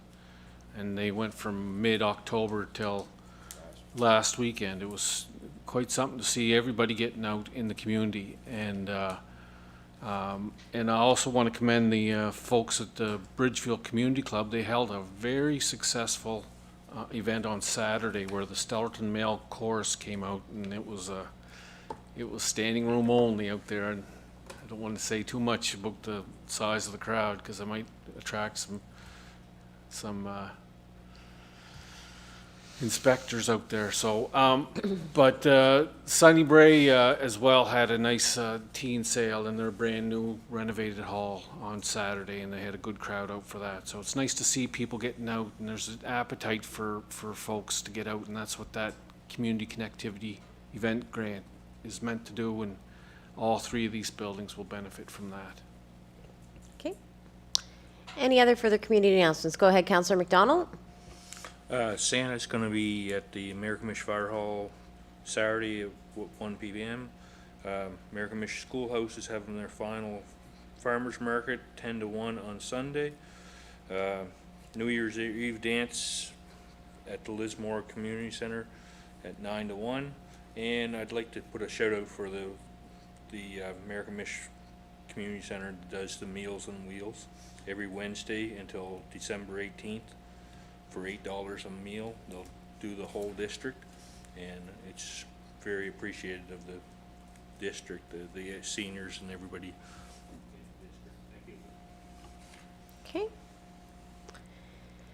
All right, seeing no further community announcements, we are going to move on to our motion of reconsideration. So Pictou County Community Hall Internet Program approval for the community support services for River John. So Deputy Warden asked for this motion to be reconsidered. This was approved during the November 18th Finance meeting, and the policy and staff recommendation are included in the package. Go ahead, Deputy Warden Murray. Thank you, Madam Chair. First of all, I wanted to say I think I was half asleep when this was through because I don't know what happened, because after it went through, it had some thinking off it. I think in my mind, I thought I had to take it forward because I didn't quite agree with it, because I feel it's going to impact us financially. So I thought it would come to council, but it didn't have to. So I was going to speak on it there, so this is why I asked for it here tonight. First of all, is want to say there's certainly nothing to do with who it's for or where it's at. First of all, I would say that we went against our staff's recommendations. They recommended that we already have 2 there. And secondly, I would use Chester Dewar's, what he says, I think we're going to open up a can of worms. There's so many more halls out there and organizations that could come in the back door, or not the back door, but come in through this policy that we created. And I think it could cost us quite an amount of money. There's certainly a cost to the setup of setting this out, and I think this will be going towards our internet project. I would think they would have to fund this. I don't think it would come out of the general revenue. I'm not sure on that, but I would have to ask that question, I guess. And I think it's a good gesture that we could do this, but I don't think right at the start. I think we got to get our feet in the ground first, get our project up and running, and then maybe we could offer this. But I just wanted to take it forward. Maybe I'm the only one that's thinking this, but it was bothered me enough that I thought I should take it forward. And if I'm the only one, that's just tickety-boo, whatever. But I felt so strong in it that I wanted to put it on the agenda. Thank you. Thank you. Just for clarification, our policy now says comfort centers. No. No, your policy allows, your comfort centers are automatics. If they basically are a comfort center, then we will supply the internet service to them. So that's the automatic. It's, if they're not a comfort center, then it requires the Financial Services Committee to approve.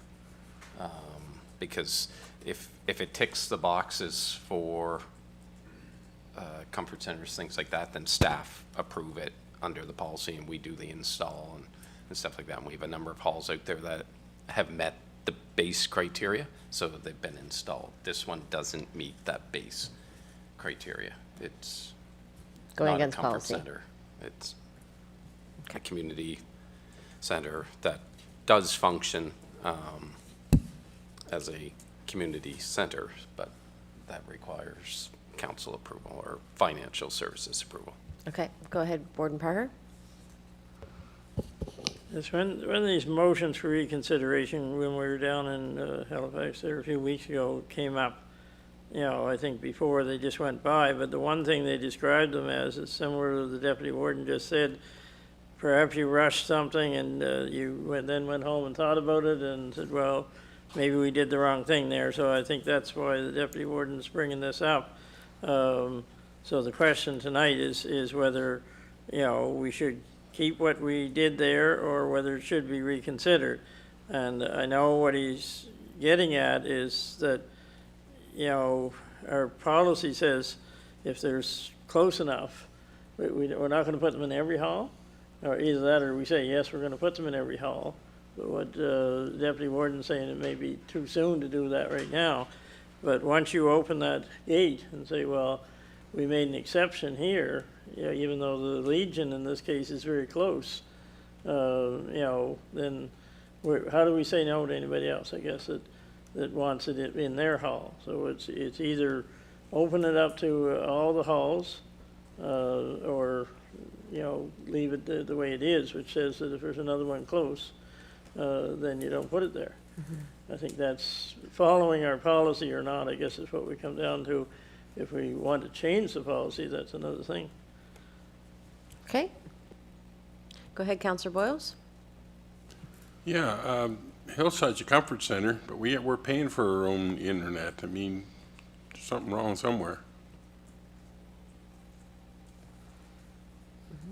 Okay, Councillor Bailey. I guess just on Councillor Boyle's question, if it's a comfort center, is it not, if it's a comfort center recognized by the municipality, is the municipality not paying the internet? This policy is that we supply the internet. We cannot supply the internet to Hillside at this time. But that's, okay, yeah. So I guess before I get into my ramble, or with the ramble that I will. Would this not fall under policy 2B?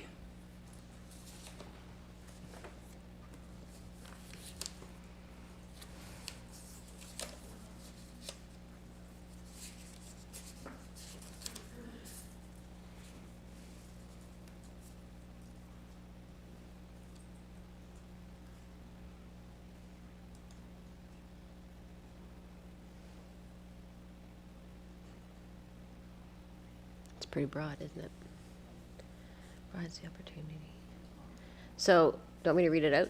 2B is the facility provides the opportunity for programs or events that serve the broader community and not just strictly the organization's membership.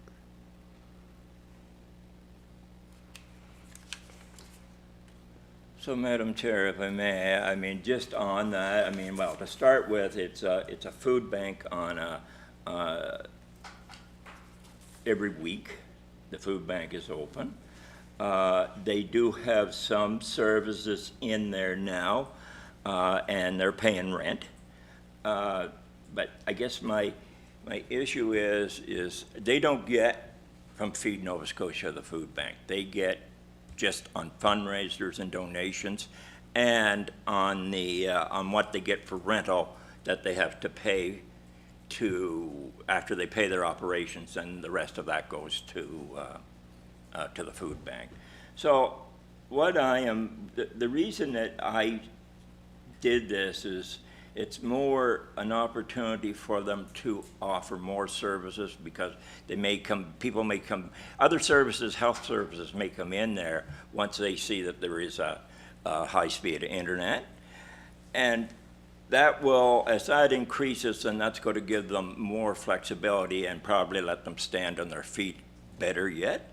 Now, on the Feed Nova Scotia, I don't know why they're not part of that. I talked to Councillor Wadden onto it, and it's in the process, and if that works out, then that's fine. But even if we looked at this on, I guess I have a problem when we're saying we're open on a kettle of worms or whatever it was that said.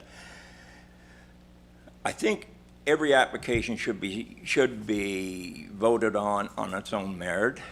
I mean, I'm looking at this as a food bank, looking at this as it's a community building, and yes, it's close to the comfort center, but they're not saying that they are a comfort center. They're saying that they are a food bank on a regular basis and now offering other services to the not only to the people in District 4, but anybody that would want to come to it. Again, if B, I think B, it does fall under B, but if it don't, then could we look at doing it for a year or 2 years just to give them an opportunity to establish themselves a little more to see if they pick up? Maybe we do it for a year and then look at it, and if they didn't do anything, then we can pull it. But I mean, I think it will give them an opportunity to offer more services and bring in more income, which will allow them to stand on their feet better than what they are right now. Okay.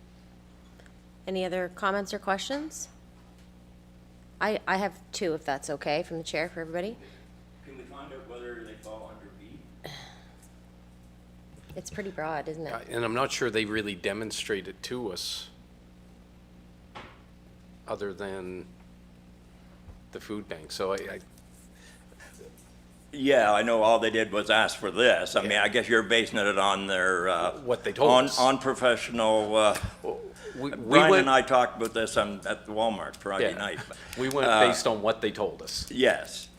To me, I don't think that would be a fair statement. I think maybe no, I don't want to throw anybody under the bus onto it. I don't think that's a fair assessment. I'll put it that way. It may be a lot to do with the person that wrote the application. They are doing great things. They have 103 customers. If we looked at, we had a I'm rambling now, Madam Chair, but I'll finish quick. We had a presentation 2 weeks ago from the Pictou East Food Bank. They're in trouble. They're having financial issues. This one there is just the same. Percentage-wise, we're probably looking at the same percentage. when you look at the number of residents that the Pictou East serve versus the one in River John that serves. So all I'm looking for is to give them an opportunity to stand on their own 2 feet by themselves, and I still think Okay. I'll save my questions for the end. Go ahead, Councillor Thompson. So, thank you, Madam Chair. I think we should support this group. There's a bit of irony going on here. We just finished passing a low-income policy, or recommended it to council for internet customers. And here we have a organization that helps the most vulnerable and needy in their community. And I think we should support that. So I think they fall under that 2B. Okay. Any other comments or questions? Go ahead, Councillor Wadden. It's just a comment. I know firsthand the difficulties food banks are going through. I know Pictou East and New Glasgow, we had to put out a cry for help back in late November because we were seeing our grocery costs soaring. So any money we could save, we were cutting corners. The same as Pictou, as a food bank, we know they're in trouble. River John, they should be commended for what they're doing. Like that is a huge undertaking. And the internet will help them with their services, providing the services to their clients. Because we use a program to enter the clients and all this sort of thing online. So it'll be very organizational for them to have a program like this. And I really do think we should be supporting them. Thank you. Okay. Go ahead, Councillor Parker.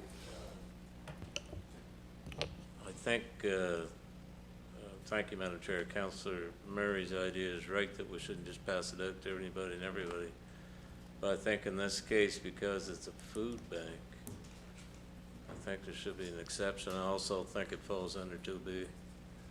That's just my 2 cents. Thank you, Madam Chair. Okay. Any other further comments or questions? Go ahead, Councillor Turner. Thank you, Madam Chair. I also agree that it falls under 2B. Facility provides the opportunity for programs or events that serve the broader community and not strictly the organization's membership. So it's really not, the purpose of it is not to strictly benefit the organization's membership. It's to benefit the people that come in there and is served by it. And as Councillor Thompson said, if we can't look after the most vulnerable in our communities, and that's what this is doing, we have extremely vulnerable people in our communities. They see it, the evidence every day. Well, drive down any street, you'll see that those vulnerable people. And if we can't help them, I mean, it's going to cost. You know, things are going to cost, but that's fine. It's not going to be exorbitant, but it's. I think it would. The spirit of this council should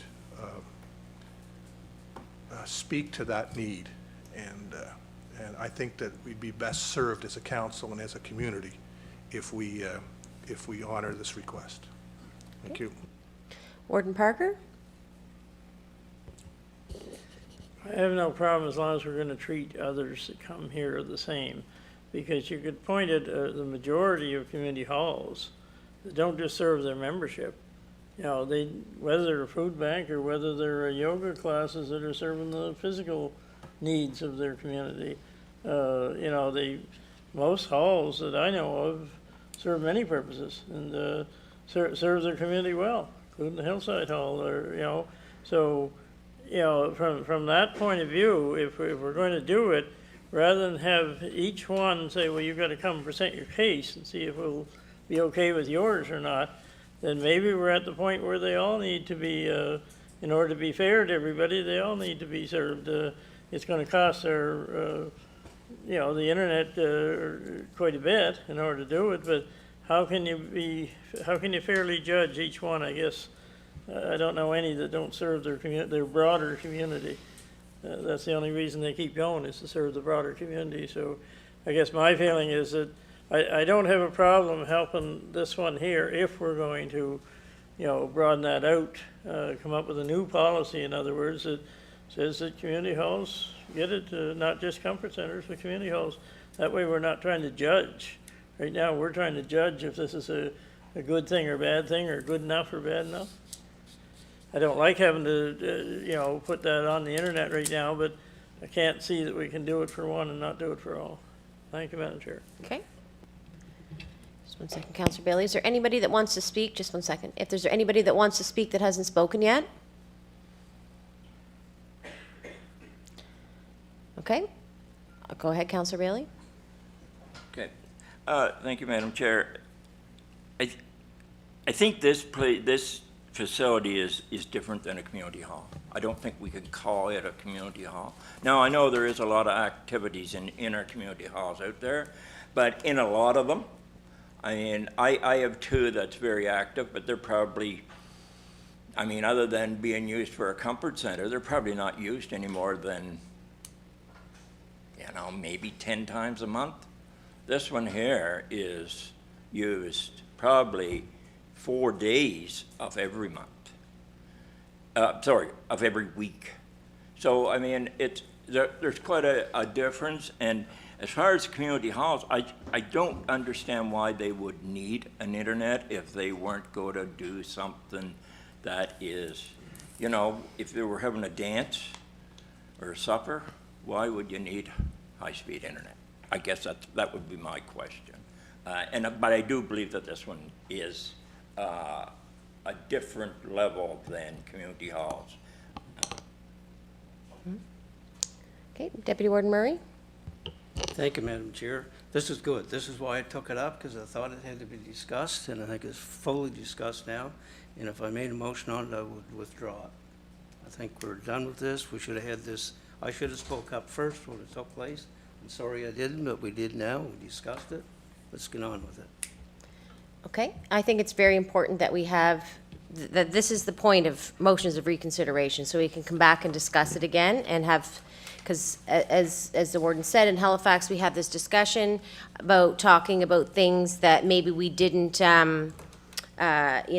had some more thoughts on or thought longer on it and came up with more points. I'm going to let Councillor Boyles speak, and then I'll speak, and then I'll close this number 12.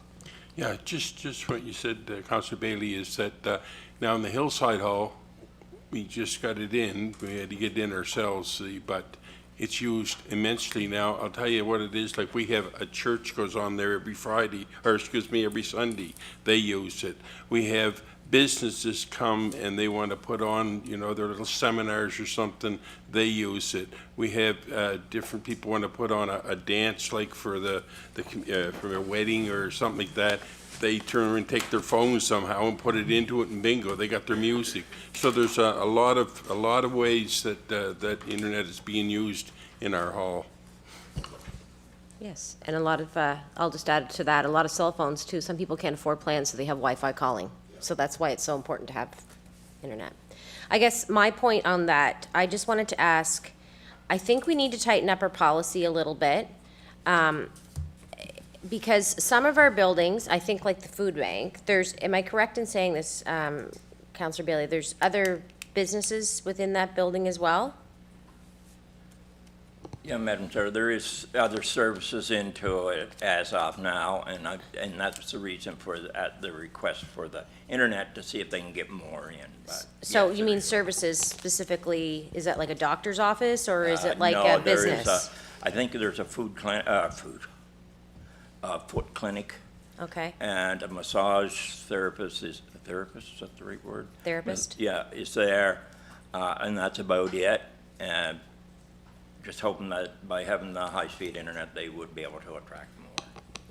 So that's a different thing to me. It's very different. A food bank is one thing, but that to me is a business. And I think that we have to be very careful that when we have multi-use buildings, that I have no problem offering to the food bank, but that is a massage therapist or a foot clinic, that is, I think, falls under a very different category. So while it is services that are helping the community, I don't think that it's the same as a recreation facility or a food bank. So I think that that needs to be separated. Maybe the feeling is different, but I think that we have to tighten up our policy on that. Am I correct in saying that, Brian? That's my question. Like, we're providing it to the food bank, not the foot clinic and the massage therapist. No, I think the policy works. We may need to change our form a little bit to capture, one of the things we didn't capture was the other activities. So I think we need to capture more information to say, yeah, it does meet B, and if it meets B, then it's a yes, right? Like, if it's serving a broad purpose for the community, then it's supposed to be, yes, we will give you the internet. What happened on this application is we didn't have that opinion that it met B based on the information that was supplied to us. So then it drops down to the third category is where you have to evaluate and say yes or no. So I think the policy works. It's just how we capture that information from the group, we can change. And So I guess my question is, are we offering, just for my clarification, is the whole building getting internet, the foot clinic, the massage therapist, and whatever other services that that building attracts, or is it just the food bank? well, once we put it in, there's a wireless component to it, so it's gonna be in the whole building, right? So is the foot clinic like offered by a business, or is it like VON's foot clinic? No, I understand it's a business, Oh, but, okay. but I guess that was one of my reasonings for it, is they're just scraping by with what they're getting now with the two businesses in there. Maybe this would be enough to attract more businesses.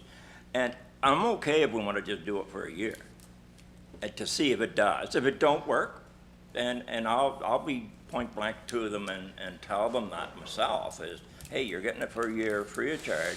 If you can increase your be able to get more financial stable, then we will be re-looking at it. But I'm just looking to get them to allow them to move ahead a little bit. I know it's not a lot cost at $58 or whatever. Maybe we class them under that program there, but I would like to see us at least do some for it. And of course, the motion that was passed was for full-time free internet. That was the motion. Yep. That was the request. I think my clarification, and I'll finish up and I'll be done here, just one more sentence. I just think we need to clarify that if we're doing this to support our halls and food banks and that sort of thing, I think that's very different than supporting economic development, because that's what that is. And I know that it's small and it's just, but it's a slippery slope as far as we can go, and I think we have to make sure that we have our very close definitions on that. Okay? Oh, okay, I was tightening, I was done discussion, but I'll let you go. You're gonna have a quick. All I want to say is that we need to be able to tell other halls out there that aren't getting free internet, do they come here then with their case? Maybe they complete a case, depending on what they do in there, because that, like I said, that 2B is pretty open. As long as you're doing a broad amount of stuff for your community or whatever, is that what we should be telling them, or should it be open to all halls? I'm just not sure where we're going in the future and telling, because word will get out that, okay, you helped this one. What about this one and that one and this one? What do we tell them? Yeah. I'm not sure, at this point, and maybe it has to be, the policy has to be, as Brian said, tightened up some and looked at, and so that people know whether they fit or not. Yeah, it's important to be clear. Okay, well, with that, we'll move on to the last thing is adjournment, but as I wish you all a wonderful Christmas, very happy Christmas, and with your families, and a happy new year. And we'll see you back here in 2025. Okay? Meeting. Chair, can I just have a clarification? So that reconsider was withdraw? Yes. Well, it's not. I wouldn't say it's a waste of time, Councillor Bailey. I think it's very important that we have our conversations and clarifications. Yeah. All right. Thank you very much, everybody. Happy New Year. See you in 2025.